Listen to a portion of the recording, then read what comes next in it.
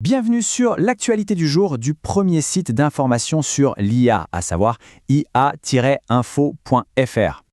Aujourd'hui, on plonge dans une histoire qui fait pas mal de bruit dans le monde de la tech en s'appuyant sur une analyse de Didier Taormina publiée le 12 septembre 2025 sur ai.info.fr.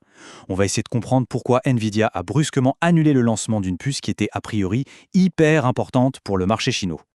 Alors, la question peut paraître toute simple, mais la réponse, elle nous emmène droit au cœur de la guerre technologique qui est en train de se dérouler là, juste sous nos yeux. C'est quand même fou de se dire qu'un seul petit composant électronique puisse provoquer une telle onde de choc mondial, non? Ok, alors pour comprendre, il faut revenir au point de départ. Tout commence chez Nvidia, le géant bien connu des semi-conducteurs. Et au centre de tout ça, il y a une puce. Une puce qui, avant même d'exister, est devenue le symbole de toutes ces tensions. Cette fameuse puce, c'est la H20.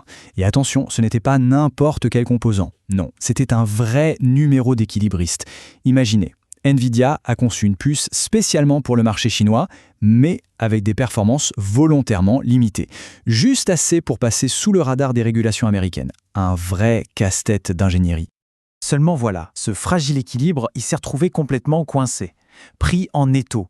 Littéralement. D'un côté, on a Washington qui a serré la vis avec des règles de plus en plus strictes, et de l'autre, Pékin qui a commencé à se méfier, craignant des risques de surveillance, et qui a carrément déconseillé d'utiliser cette puce.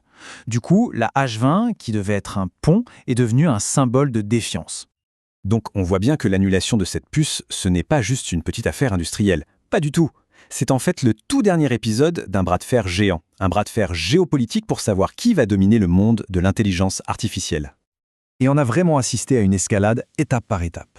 D'abord, Washington durcit le ton.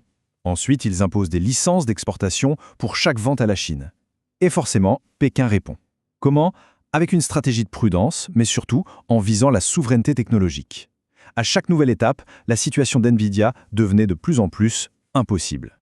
Et si on se demande pourquoi les États-Unis font tout ça, la stratégie est en fait assez claire. Elle repose sur deux grands objectifs. Le premier, mettre un frein aux applications militaires potentielles de l'IA chinoise. Et le second, qui est peut-être le plus important, s'assurer de garder une longueur d'avance, une avance critique dans l'économie numérique du futur. Alors forcément, une décision pareille, ça ne passe pas inaperçu. Ça provoque une véritable onde de choc. Et les conséquences, elles se jouent sur tous les tableaux, financiers, industriels et bien sûr stratégiques. Pour Nvidia, l'impact est direct, et ça fait mal. Pour mettre les choses en perspective, la Chine, c'était 13% de leur chiffre d'affaires global l'an dernier. Ce qui se traduit par une perte sèche de plusieurs milliards de dollars. C'est tout simplement un coût financier énorme pour l'entreprise. Et l'histoire ne s'arrête pas à Nvidia. Non, l'impact se propage comme un effet domino. Toute la chaîne d'approvisionnement mondiale est touchée. Pensez-y, Samsung, qui fournit la mémoire, Amkor, qui s'occupe de l'emballage des puces, et même Foxconn pour l'assemblage final. C'est tout un écosystème planétaire qui est obligé de se réorganiser, et en catastrophe. Mais il y a une autre conséquence, peut-être la plus ironique de toutes, et sans doute la plus importante sur le long terme. En fait, en bloquant l'accès à sa technologie, l'Amérique pousse et même force les géants chinois à accélérer le développement de leurs propres puces, de leurs propres solutions. Du coup, l'objectif de Pékin est devenu limpide, l'autonomie technologique, et le plus vite sera le mieux. Et cette course folle à l'autonomie, ça nous amène forcément à une question bien plus large. Si on prend un peu de recul, au-delà du cas spécifique d'Nvidia, quel avenir se dessine pour l'intelligence artificielle dans un monde qui est en train de se fracturer technologiquement? Le grand risque, c'est un mot qui fait un peu peur. La balkanisation technologique. Qu'est-ce que ça veut dire? Imaginez un monde numérique coupé en deux, ou même en plusieurs morceaux. Avec des standards américains d'un côté, des standards chinois de l'autre. Des écosystèmes qui ne peuvent plus communiquer entre eux. Ce n'est plus de la science-fiction, ce risque est devenu très concret.